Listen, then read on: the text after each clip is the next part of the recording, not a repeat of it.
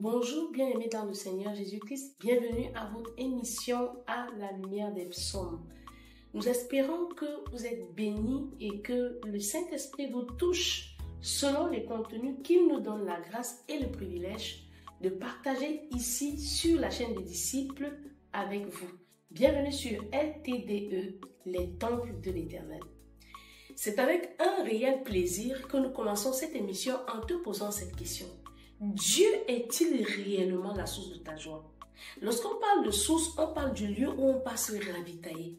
On parle un peu comme pour un téléphone d'un chargeur.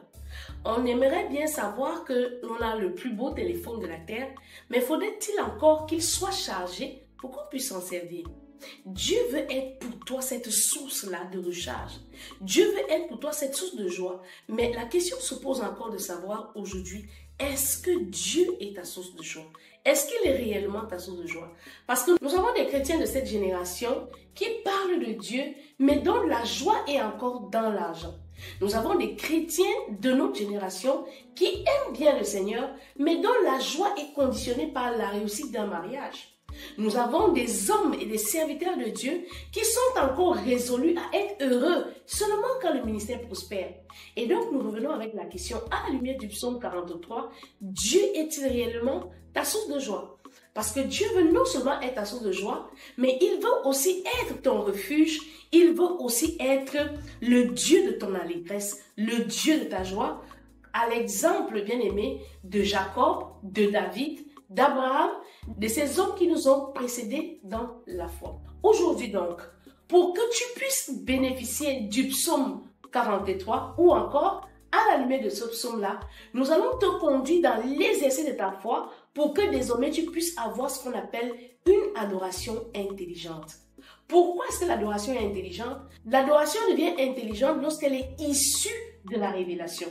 Lorsque tu adores Dieu à cause de tes circonstances, parce que tu es à la recherche de quelque chose, parce que tu as entendu que Dieu donne des choses, bien aimé, c'est encore à se poser la question de savoir si Dieu est ta joie.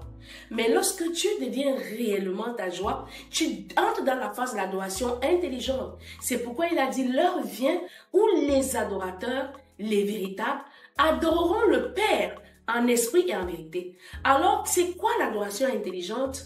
Nous allons lire le psaume 43 pour être plus édifiés. Rends-moi justice, ô Dieu, défends ma cause contre une nation infidèle. Délivre-moi des hommes de fraude et d'iniquité, toi mon Dieu protecteur. Pourquoi me repousses-tu? Pourquoi dois-je marcher dans la tristesse sous l'oppression de l'ennemi?